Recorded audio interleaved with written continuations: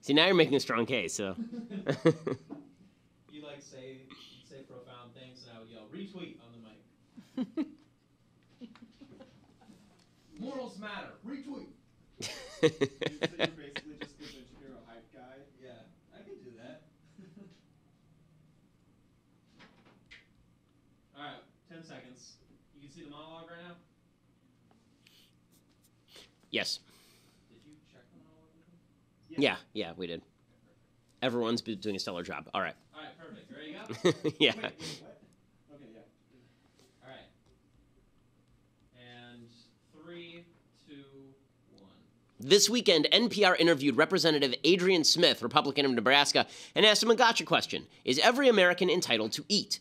The segment was about cutting food stamps, and NPR's agenda was clear. Show that Republicans don't care if Americans starve, which is why they want to cut food stamps. Smith answered, well, nutrition, obviously, we know is very important, and I would hope that we can look to, it is essential. It is essential. This was not enough for the media, who declared Smith a dunderhead. After all, doesn't everyone have the right to food? Now, imagine a land where there is a right to food, housing, and health care. Imagine that such rights were enshrined in the Constitution of that land. That would mean that everyone in the land could live free without the burden of worry over such basic resources, right? No. The South African Constitution guarantees a right to all of these commodities. In fact, the Constitution even creates a legal duty for the government to help secure such commodities. Yet there are some 11 million food-insecure people in the country, including 1.5 million children with chronic malnutrition and growth stunting. Life expectancy in South Africa is 57 years. There are currently 12 million people in the country without adequate housing. The population of South Africa is about 55 million people. Declaring a commodity a right, it is $1 at the Heritage Foundation, and a poor child is more likely to have a cable TV, a computer, a widescreen plasma TV, an Xbox, or a TiVo in the home than to be hungry.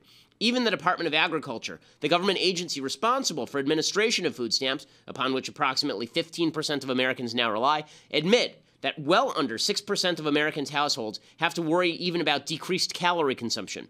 Want to know what fills the gap for Americans when they're poor? Feeding America, a private charity that receives $900 million per year in food donations, the vast bulk from private companies. In fact, there is a strong link between food stamps and obesity. So, is America worse off than South Africa despite our Constitution not mandating food as a right? Of course not. We're significantly better off because it turns out that using government to confiscate wealth from the very people who produce cheaper and more plentiful products ends up exacerbating scarcity. Declaring things rights feels good, but when those rights come with forced redistributionism, the things become less available. So no, you don't have a right from the government to food. You have the freedom from government to live in a country where food is available in plenty and where your fellow Americans help pick you up when you are down. I'm Ben Shapiro. This is The Ben Shapiro Show.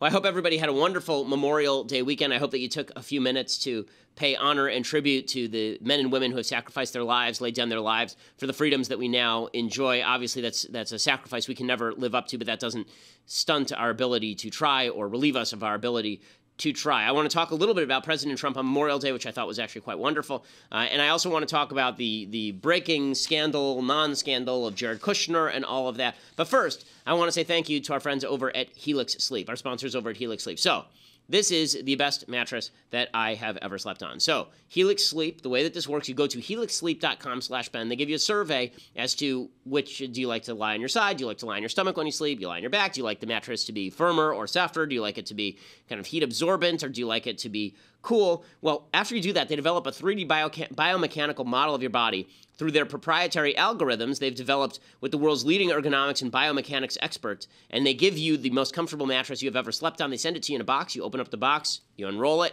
it immediately inflates because it is a foam mattress, and then you just put it on your bed. And if you don't like it, you can try it for 100 nights. If you don't like it, you can send it right back to them, and they'll give you a 100% refund. I promise you, you won't end up using it. Helix customers report a 30% improvement in overall sleep quality. I love my Helix Sleep mattress. My wife loves the Helix Sleep mattress. And we also, you can get a Helix Sleep mattress that actually has separate settings for both sides of the bed. So if you and your spouse do not enjoy sleeping on the same type of mattress, then Helix Sleep can fix that for you as well. Go to helixsleep.com/Ben. You get $50 off your order. It's also a lot cheaper than it would, a lot more inexpensive than it would be if you bought one of these really, really expensive expensive mattresses from the mall. So you go to helixsleep.com/Ben to get $50 off your order, $50 off your order at helixsleep.com/Ben. Again, that's Helix Sleep, HELIX sleep.com/Ben. Use that /Ben so that they know that we sent you. So President Trump spent Memorial Day the way that the president is supposed to spend Memorial Day, honoring the fallen. So he went over to Arlington National Cemetery, and there he gave what I thought was quite a wonderful speech. And it is a marked difference. When Trump talks about the military, and I think this is why so many people resonate to Trump and resonated to him during the general election, when Trump talks about the military, there's a marked warmth there. This is a guy who likes the military. This is a guy who has respect for the military. It's somebody who sees the military as the leading edge of American power and American goodness and decency, as opposed to President Obama, who always seemed a bit discomfited with the American military. He always seemed like somebody who was uncomfortable with American military power, somebody who was uncomfortable around soldiers and other members of the military. The same thing with Hillary Clinton, who reportedly back in the 90s actually asked if there was a way that she could prevent people from wearing the uniform in the White House. That was according to a couple of people who worked in the White House at the time. Trump obviously has a lot of warmth toward the military, and that showed on Memorial Day, which was quite wonderful. Here was President Trump speaking yesterday about the sacrifice made by the fallen. Let us also pledge to tell the stories of Robert, Chris, Andrew, and all of America's fallen warriors today and for the next 1,000 years. And he spoke, I thought, in really glowing terms about the military. It was really quite wonderful. He also marked his first Memorial Day as Commander-in-Chief by heading through the throngs of motorcycles, participating in Rolling Thunder. The Secretary of State, Rex Tillerson, also was part of Rolling Thunder. And he delivered a tribute. He called service members angels sent to us by God. He said, to every Gold Star family, God is with you and your loved ones are with him. They died in war so that we could live in peace. Every time you see the sun rise over this blessed land, please know that your brave sons and daughters pushed away the night and delivered for us, for all of us, that great and glorious dawn. Pretty good stuff. And again, this is one of the reasons I think why President Trump is, I think this is why President Trump is there's a certain gut level Americanism that people resonate to in Trump. There are things about America that I think Trump doesn't understand, but I think he does understand gut level patriotism.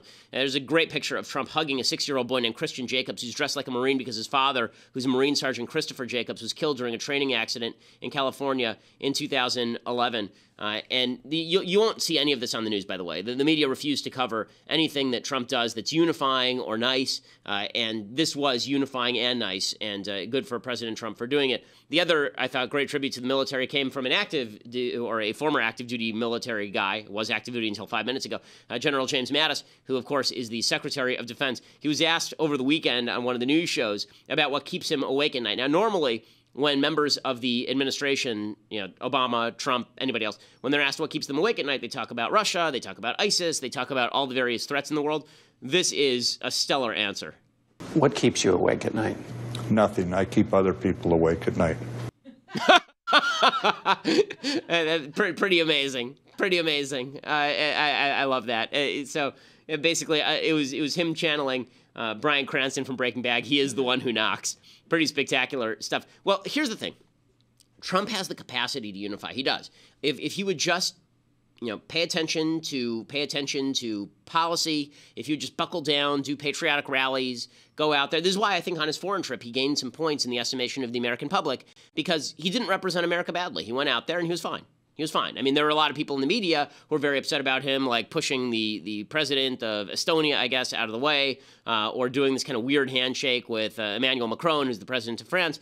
But in essence, Trump was fine abroad. And despite the media's best efforts to paint him as some sort of idiot who's going to make America look boorish and terrible on the world stage, we'll talk about Europe's reaction to Trump in just a second, because it's actually Europe that's being really stupid. And we'll talk about that in a second. But the point I'm making here is that Trump is still a president with potential. At this point in time, Bill Clinton had a lower approval rating than Donald Trump does. So Trump still has the potential to turn this thing around. In order for him to turn this thing around, though, he's going to need to start acting in ways that aren't vague. What I mean by that is that the big controversy over the weekend was this controversy over Jared Kushner. Jared Kushner is, of course, Trump's son-in-law. Jared Kushner really has no business being part of the government. I mean, I'm sorry to break it to folks, but Jared Kushner is not qualified to be in government. He spent no time at all in his life thinking about government, thinking about governance. He is a stock guy. He's a stock market Wall Street guy who happens to be married to the president's daughter, and suddenly he's in charge of Middle East peace, the opioid crisis, the infrastructure plan, and all these other things Trump doesn't want to deal with. Again, if Hillary Clinton had done the same thing with Chelsea's husband, we'd all be saying this is ridiculous in every sense of the word. Trump has given all this power to Jared, and now Jared got Trump sort of in trouble because there are all these stories breaking over the weekend. I want to deconstruct them and break them down because the media is making more of them than they are, but Trump should still move on beyond Jared Kushner, who is a New York leftist who has no business in government. So here's what broke over the weekend. On Thursday, NBC News reported that Jared Kushner was subject of scrutiny in the FBI's ongoing Russia probe. We talked about this on Thursday. It makes no difference because, again, there's no element that says that he's actually guilty of anything at this point. So what? Okay, so they're looking at him. Not a big deal. Then on Friday, the Washington Post drops a bombshell, right? They report that Kushner and the Russian ambassador Sergei Kislyak, and Slate has a good rundown of this. They're real leftists, but this is basically just straight reporting. They reported that Kushner and Russian ambassador Sergei Kislyak discussed setting up a secret communications back channel between the Trump transition team and the Kremlin in December. In March, the White House said the two had met, but the Post sources say the FBI took an interest in what was discussed.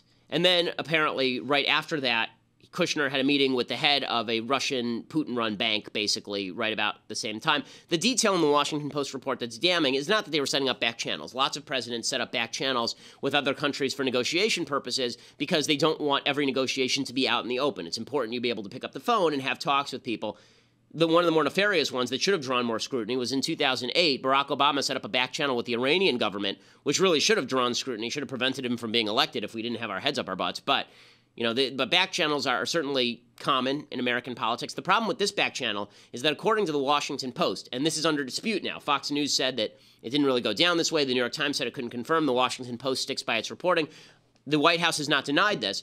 Kushner apparently asked the Russian ambassador Kislyak if the back channel could involve him walking over to the Russian embassy and speaking in person to Kislyak and using basically methods of communication from the Russian embassy back to Vladimir Putin. Now, that is actually suspicious. So if that's true, that's a problem. Why would you want to set up what is basically what they call a SCIF, which is a secure compartmentalized area where intelligence can't get in? Why would you do that from the Russian embassy? Why would you want it so that the Russian KGB, the FSB, why wouldn't you want why would you want it so that the FSB could monitor your communications, but the NSA could not? That is suspicious, and that's a problem. But again, that has not been confirmed, and there's suspicion that maybe the Russians are leaking that out there just to make trouble. So we don't have confirmation on that. It is notable the White House has not formally denied that yet. And then on Saturday, Reuters reported Kushner had made undisclosed contacts with Kislyak between April and November of last year. Its sources said that two discussed terrorism and economic relations between the U.S. and Russia. On Sunday, the New York Times reported that Kushner was among the voices pushing Trump to fire James Comey. And Monday, the New York Times reported that Kushner met in December with Putin associate Sergei Gorkov, who was the head of that Russian bank I was talking about, subject to U.S. sanctions in the interest of establishing a back channel with the Kremlin. That's a weird report also because Gorkov is not a political actor. He's actually just a financial actor, so that's a very weird way of setting up a back channel. So it's the way the back channel was set up that's a little bit suspicious, and the fact that they didn't report any of these contacts in the first place, which they could have done in confidential classified settings.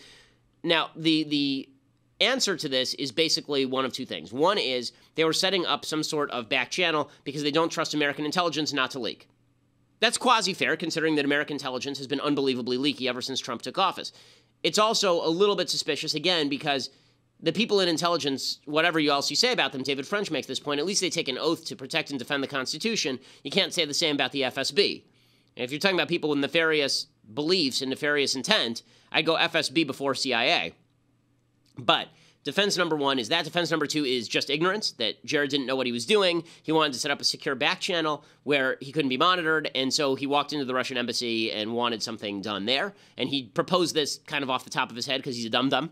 That is possibility number two. And possibility number three is that there's actual corruption going on. So here's the way this played out over the weekend. James Clapper, the former head of the CIA under President Obama, he has said over and over and over he has no evidence of collusion between the Trump team and the Russians, but he says a warning light was on regarding Russian collusion.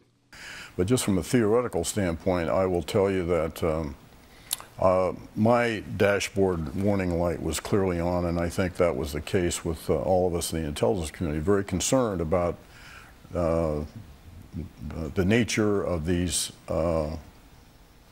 approaches to the Russians. Okay, so that's the one that the left is leaning on. The right is leaning on the fact he says he has no evidence of collusion. Both can be true. You can be suspicious, and you can also say there's no evidence as of yet. General John Kelly is the head of the Department of Homeland Security, and he said that no one should be worried about setting up these back channels. Everybody has back channels. What's the big deal? Any way that you can communicate with people, particularly organizations that are maybe not particularly friendly to us, is a good thing. And again, it comes back to whatever the communication is, comes back into the government and shared across the government. So it's not a bad thing to have multiple communication lines to any government. Okay, but then he was asked, well, how about using the Russian embassy? And he didn't really have a great answer to that. We'll get to some more reactions, the Kushner story, and what I really think is going on in just a second. But first, I want to say thank you to our sponsors over at Legacy Box. So, as I say frequently, preserving your memories is, I think, one of the most important things that you can do. My wife and I take tons of pictures of our kids. We have lots of old video. My parents have lots of old video of us. And that's why my parents have been using Legacy Box to send material to Legacy Box. What you do is you take your old films, all your old pictures, all your old reels, your old tapes. You send them from you to Legacy Box. You send them to Legacy Box. You slap a barcode on each of those pieces. And then they compile all of that into a DVD or a thumb drive. So you have all of it available at a minute's notice. You don't have to worry about schlepping boxes out of the house in case of an emergency. Instead, you just got a thumb drive or you got it on your computer, which is awesome. Legacy Box takes care of everything, and they provide updates at every step. That's what those barcodes are for, so they can scan those in. You can tell where each piece of your memorabilia is in the process. Over 250,000 families have used them already. And for a limited time, you go to legacybox.com right now /Ben, legacybox.com/Ben, and you get a 40% discount on your order. It's already great price, and now you get a 40% discount when you go to legacybox.com/Ben. Great Father's Day gift, legacybox.com/Ben. Again, legacybox.com/Ben. Make sure you preserve all of your memories, and it makes a fantastic Father's Day gift or Mother's Day gift or birthday gift. It's a fantastic product. Okay, so meanwhile, so basically the left is saying that Kushner is obviously colluding, and the right is saying, well, no, channels of communication have been a way of doing business for a long time. Charles Krauthammer has a different take. He says there's no reason to trust the story in the first place. I mean, what if it's the Russians who are leaking it just to make trouble? Well, I'm with Lindsay here. I don't trust the story. The Russians are leaking it clearly on a channel they know we're going to pick up. The Russians are masters of disinformation. They already have Washington with its knickers in a twist over the Russia conspiracy. This is an added twist. Somebody's going to get a hernia here. I think I'll stop the metaphor if you at would. that point. But we have no idea if it's true. Let's say it is true. Isn't the problem here, the accusation here, that there was some collusion during the campaign with the Russians? Well, everyone agrees if the story is true, it occurred after the campaign, during the transition. So unless there's some nefarious connection here, there's no connection to what was alleged to have happened during the campaign. And lastly, we've had back channel connections with adversaries for generations. Henry Kissinger had them with the Russians and the Chinese. Hillary had a back channel to establish the opening of negotiations with the Iranians in what ended up as the Iranian nuclear deal. And Barack Obama with Cuba. It's absolutely, yeah, and the negotiations with Canada occurred in Canada in secret, our negotiations with the Cubans. This happens all the time. I don't quite understand where's the crime, other than it's another piece that has Russia in the headline, Trump people in the headline, and thus it's supposed to be scandalous. Show me. Okay, and I agree with Krauthammer. I don't see what's scandalous about the story. It's not really standing up to scrutiny over time. However, I do want to talk about why it is that Americans are drawing such divergent conclusions from the behavior of the Trump administration and how Trump can help cure that. Some of this is the media, and the media are never going to let go of it. But I want to talk about what Trump can do to get past it, because it will, regardless of who you blame, it's going to continue to dog him until we come to some sort of realistic conclusion on all of this. So in order for you to hear about that, though, you're going to have to go to dailywire.com right now and become a subscriber. So for $8 a month, you can go over to dailywire.com and you become a subscriber. If you're already a normal subscriber, you get an annual subscription, then not only will you still have access to the rest of the live show and be part of the mailbag and be part of Andrew Klavan's mailbag, see the rest of his live show. We're going to be adding new material in the coming months that's going to be really stellar. But if you become an annual subscriber right now, you get a free signed copy of a book I wrote with my dad, Say It So, Papa, Dad, Me, and the 2005 Chicago White Sox championship season. Brand new book from me and my dad, all about fathers and sons and baseball. My dad and I are both huge baseball fans. Perfect Father's Day gift for your dad. Annual subscription at Daily Wire, and you get a free signed copy. I will sign it for you, and I can promise you it's a really fun book. It's a great book, and again, even if you don't love baseball, I think that the father-son stuff in there is really, it's actually kind of moving. So you should pick up a copy, but you can only do that as an annual subscriber over at dailywire.com. We are the largest conservative podcast in the nation. So one of the things I think that's happening right now is that we have an attempt by everyone in the political world to buckle down in their own bubbles. We've talked before about the idea that there are bubbles in politics and that we tend to engage in confirmation bias. Whatever backs our position, we tend to back. Whatever doesn't, we tend to ignore. And this Russia story is a perfect example of this. If you start with the premise that Donald Trump is corrupt and that the Russians were helping out Trump, then all of the evidence lines up in favor of that theory. If you start off from the premise that Trump is an amateur, he's learning as he goes, he makes mistakes, he does some dumb things, but there's no evidence of anything going on here, then all the evidence lines up with that as well. And we need to acknowledge the vagueness in the evidentiary line in order for us to sort of understand where this goes from here. So if you start off from the premise that 17 intelligence agencies said the Russians were involved in the election cycle and that they wanted Hillary Clinton to be damaged by these revelations from WikiLeaks and by the hacking of the DNC and the stealing of John Podesta's emails and all of this, then you look at a line of evidence that looks something like this. Michael Flynn was Trump's close advisor and deeply involved with the Russians, was getting money from Russia Today, did a dinner where he sat next to Vladimir Putin. He was also involved with the Turkish government, made $500,000 from the Turkish government during the 2016 election cycle, and then was fibbing about his conversations with Ambassador Sergei Kislyak in front of Mike Pence, making Pence go out there and make a fool of himself. Donald Trump's campaign manager was Paul Manafort, who was clearly a very dirty guy. I don't know Manafort, but I knew one of Manafort's sort of emissaries. He approached me in 2012, 2013, because he wanted me to write a bunch of stuff about Ukraine in favor of the then pro-Russian dictator Yanukovych. I declined any pay on those grounds. I thought that I'm not willing to write stuff that I don't believe for pay, so I didn't do that. I think I wrote one column about Ukraine that really was not super favorable to Yanukovych in any case, but talked about his opponent Timoshenko. But the point is, the guy who approached me said, Manafort's in bed with the Russians, he's in bed with the Ukrainians, basically, and he's making tons of money, and there's a lot of money being made in this particular area. So Manafort's been dirty and been in bed with the Russians for a long time. So him as campaign manager, is it possible that he was working with the Russians in order to benefit Trump and that Trump either knew about it or didn't know about it? Yeah, that's possible. Carter Page, one of Trump's foreign policy advisors, was apparently being recruited by the Russians as some sort of unwitting agent in all of this. And then, Trump firing James Comey and then saying it was to prevent pressure over the Russia investigation. Trump continually making noises about how he wants the Russia investigation to shut down. All of it, if you start with the premise that Trump is guilty, all of it lines up with the conclusion that Trump is guilty. Now, here's what we on the right think. There's no evidence of any collusion. Russia was doing what Russia was doing. We still don't have any hard evidence that Trump's people were talking with the Russians about shifting the election cycle. We have no evidence, certainly, that Trump himself was involved in this. Trump is very frustrated. Trump is angry. Trump doesn't understand why it is that people are doing what they're doing and slandering his good name, as he sees it. And so he fires Comey because he's frustrated that Comey won't just say the truth, which is there is no evidence. He's angry with the intelligence community because the intelligence community keeps leaking smoke where there is no fire. He's angry because Jared Kushner is being unfairly maligned over a story in which Kushner may or may not have sought some sort of back-channel communications, but who cares?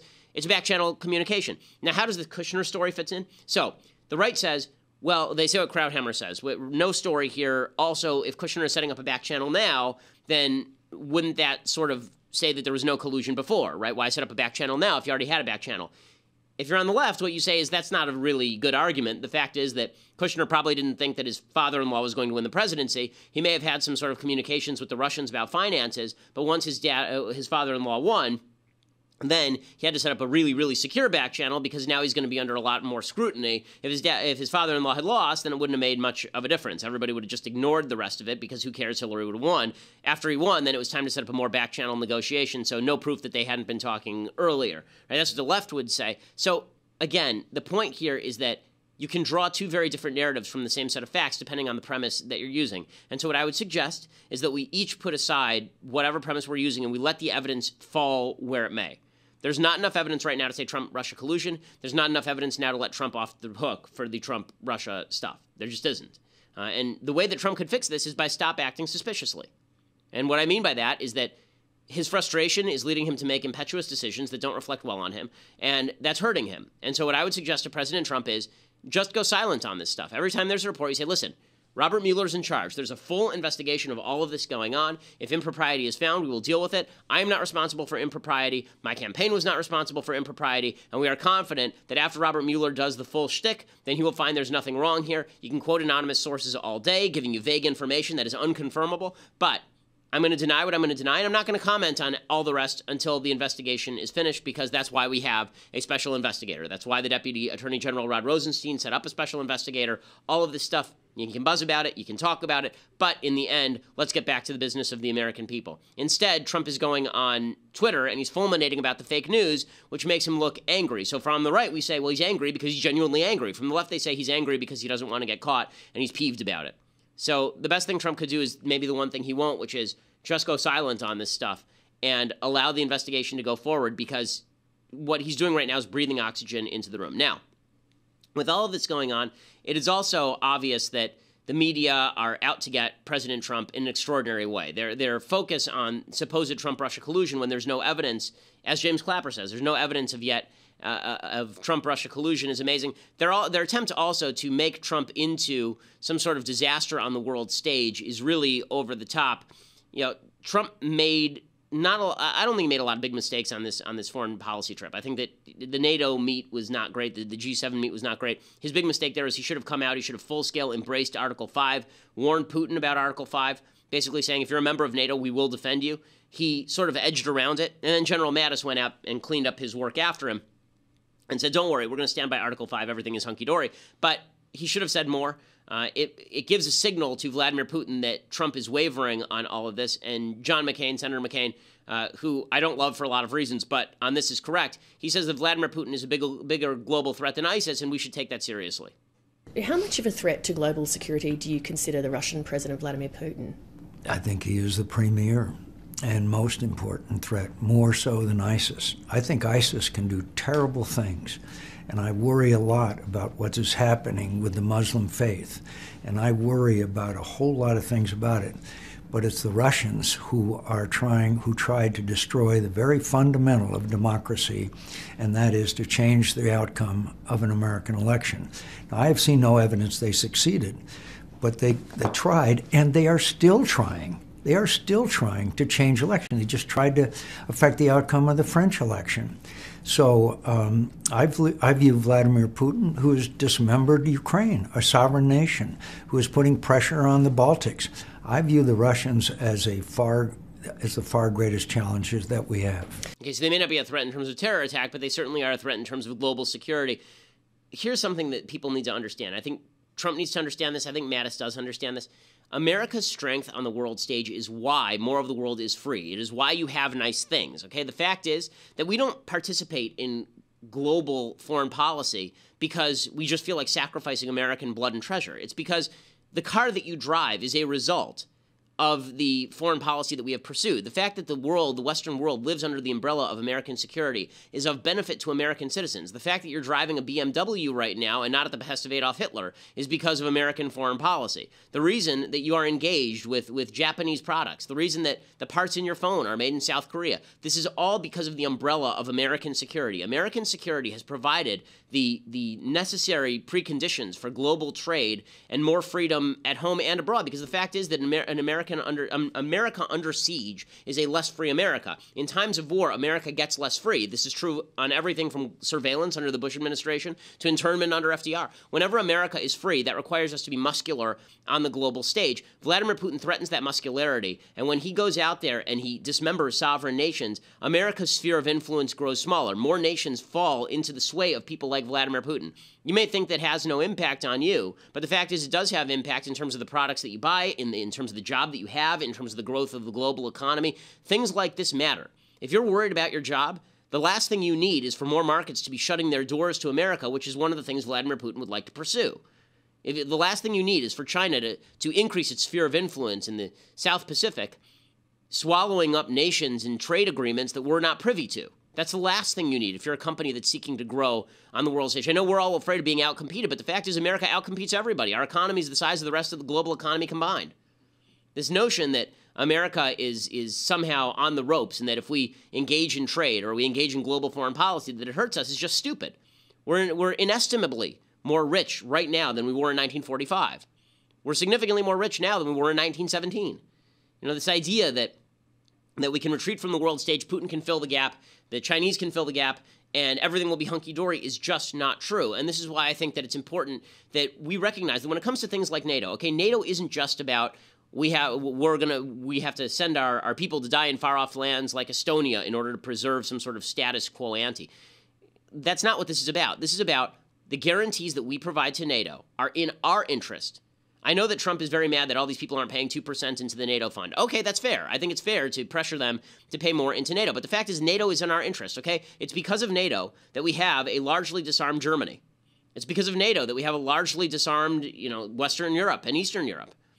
It's because we have treaties and bases in Japan that Japan is not rearmed. It's why Japan doesn't have a nuclear weapon. These are good things, okay? It's good that America has more power because even if there's a country that we like Germany, if Germany has the power to do bad things, that's not going to be great for us because they may not agree with us. Okay, us filling the gap doesn't just mean us filling the gap in terms of preventing our enemies from rising. It also means that people who we consider our erstwhile friends, we don't control their foreign policy. It's good for us to control some of their foreign policy. I know there are isolationists who think that it's bad. It is not bad. The fact is that we spent more blood and treasure in the first half of the 20th century than we have in any other foreign entanglements. And since then, we've spent far less. Why? Because we didn't have to engage in 2 world wars. And that's because of American influence abroad. With that said, that's why I think it's important, everybody's getting lost in the trees with regard to, what NATO nations pay. But I don't really care that much if Estonia pays 1.7% of its budget of GDP to defense, or if Germany pays 1.5%. Would it be better if they paid 2? Yes, of course. Is that a key issue in foreign policy? No, it's not a key issue in foreign policy. Now, that said, I think that the Europeans are being stupid in their own way, and we'll talk about that in just a second. But first, I want to say thank you to our sponsors over at Policy Genius. So, do you have life insurance? Because if you don't, you need it, okay? You need life insurance on a personal level, on a business level. I have 2 life insurance policies, one for my family. We have one for the company as well, which gives my partners an incentive to kill me if our ratings go down. But in any case, life insurance is a great way to protect the people around you. But the best way to get a great policy with the best service is over at PolicyGenius.com. They're the best online life insurance marketplace. They give you the most accurate quotes from the top A-rated life insurance companies. They've placed over $5 billion in life insurance for people like you.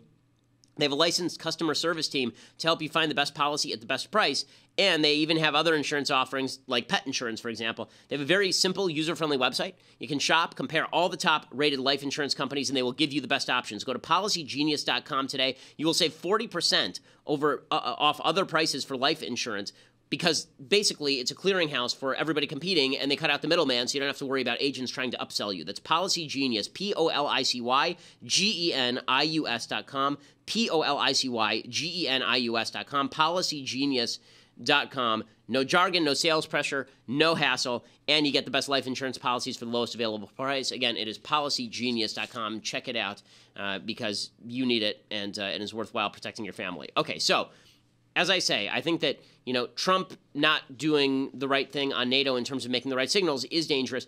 That said, the Europeans are really being stupid. So Angela Merkel, who is the Chancellor of Germany, because of domestic politics, is now basically taking an anti-Trump stance. So Trump is trying to drive a hard bargain with the Europeans for his political base, and Angela Merkel, Emmanuel Macron, the leader of France, they're trying to show that they're independent of Trump for their own political base. So Angela Merkel comes out and she says, we're on our own. We don't need Trump anymore. We're going to have to act like we're the great defenders of Europe. The times when we could completely count on others, they are over to a certain extent. I've experienced this in the last few days, and that is why I can only say that we Europeans must really take our fate into our own hands. Okay, so here's the reality. When she says stuff like this, it is so intensely stupid. It is so intensely stupid. One of the reasons that it is so intensely stupid is because she is still going to need our help. Okay, Donald Trump is a mercurial guy, and ticking Donald Trump off just for your own domestic consumption, just for your own pride, is really incredibly stupid. It's incredibly stupid because the fact is that the Russian Republic has they're significantly more powerful. They're significantly more powerful than the German military. I mean, like, by an enormous extent, by a huge, huge extent. Okay, Russia is they are ranked, I believe, number 2 in terms of global general military strength. In terms of global firepower, I believe that Russia is number 2 on the planet.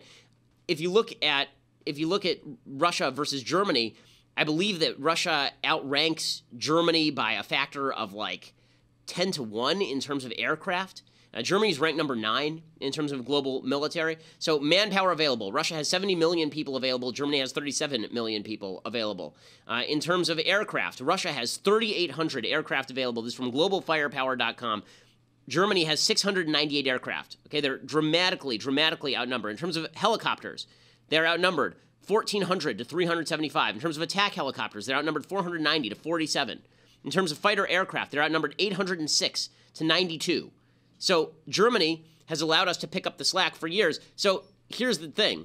When it comes to Germans not spending 2% of GDP on their own military, they're the ones who lose because of right. It's Germany who falls. So it's Germany's own fault that they did this. And them drawing away from Trump just because they want to prove to people that they're independent and strong, really stupid. They should be making overtures to Trump. They're shooting themselves in the foot. Basically, it's a lot of stupid people on foreign policy doing a lot of stupid things over and over and over again. Okay, time for some things I like and then some things that I hate. So let's do it. Things I like. So I'm going to talk about the problems that President Trump talked about in Riyadh a little bit ago. The problem of modernizing Islam. How do we get past radical Islam? Really interesting book out by Christine Douglas Williams. I think it comes out next month. It's called The Challenge of Modernizing Islam. I read this over the weekend. It's a series of interviews with Islamic reformers. These are people who have been threatened with death for the crime of having spoken out against radical fundamentalist Islam. These people include people like Zuhdi Jasser and Tawfiq Hamid and Rahil Raza. And they're asked tough questions about the Quran and what it says and how they read verses that are difficult to interpret in any decent way. And then the last 100 pages or so is all about how to modernize Islam so that Islam can enter the modern world. This is the big challenge because as much as we talk about military firepower and fighting the terrorists, the fact is that Islam is the fastest growing religion on the planet, and they continue to convert people at an astounding rate. There are 1.5 billion Muslims on planet Earth. There's going to need to be some radical reshifting inside Islam, and the people to do it are some of the people who talk in this book, The Challenge of Modernizing Islam. It's from Encounter Books. I think it's available next month, so go out and check it out. Okay, other things that I like. Okay, so there is this is pretty crazy. So in Texas, there was a rally against Senate Bill 4, which is a new law signed earlier this month that imposes penalties on sanctuary cities. During the protest, a bunch of illegal immigrant protesters showed up and started chanting and shouting and threatening people. And Republican Representative Matt Rinaldi claimed that he called ICE on the floor. He said, okay, you're all illegal immigrants? ICE is coming for you. Which, of course, meant that a Democrat went crazy, and here's a little bit of tape of that.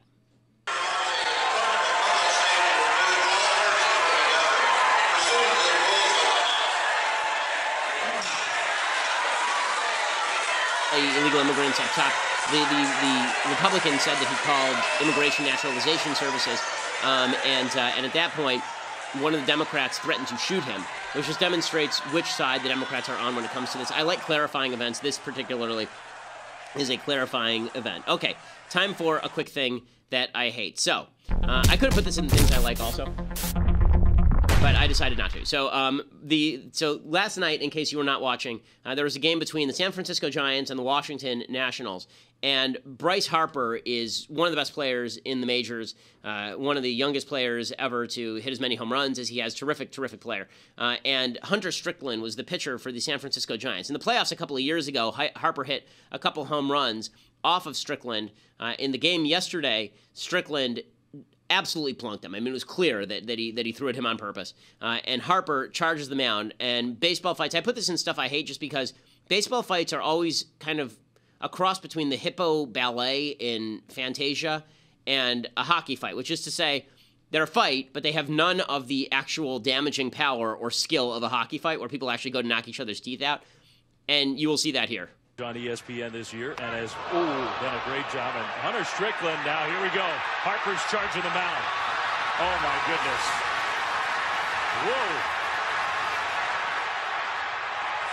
Whoa. Okay, so they're bad at this. There've only been a couple of great baseball fights in baseball history. One of them was, of course, that fight between the Texas Rangers and the Toronto Blue Jays last year, where Jose Bautista just got clocked. What was the name of the guy who clocked him? Odor? Odor. Yeah, so he clocked him in the face. Really got in a solid right cross to Bautista's jaw. That was a solid baseball fight. This is about as bad a baseball fight as you will see. First of all, Bryce Harper plays baseball professionally. If you're going to throw a helmet at somebody, you should really attempt to throw it in their general direction.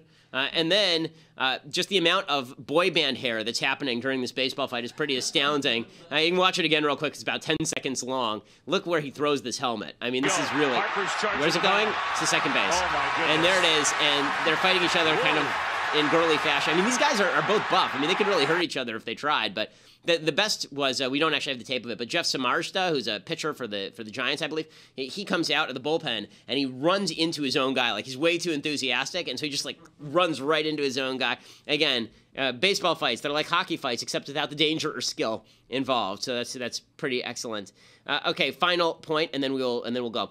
Dan Rather has sent a letter to President Trump asking him to condemn what happened over the weekend when there was a guy who was shouting racial slurs at a Muslim girl, and two guys got up and tried to defend the Muslim girl, and he stabbed two of them to death. The third guy was really deeply wounded. And so Rather wants to make it seem like this is Trump's fault, even though the guy who committed the atrocity was, apparently, either Bernie Sanders guy or Jill Stein guy. Apparently, he's just crazy. I mean, that's really, if you read his Facebook post, he's obviously just a nut. But the idea here is that the left is trying to create a counter-narrative where the right is creating all sorts of violence in the country, this fascist violence against Muslims. It's not true, but the left, instead of reckoning with the fact that radical Islam is a threat, instead they decide that it's actually the right that's the deepest threat to America. And in order to promulgate that, they've taken this situation in Portland and tried to say that it is the outgrowth of a particular ideology that Trump is pushing. There is a bad ideology out there of white supremacy, but Trump is not actively pushing it, and to pretend that he is to be ignorant and disingenuous about politics. Okay, so we'll be back here on Friday because tomorrow and Thursday are both Jewish holidays, so try to take care of yourselves for that. This is when the Jews receive the Torah, so we'll be celebrating that. We'll be back on Friday with the mailbag and plenty more. I'm Ben Shapiro. This is The Ben Shapiro Show.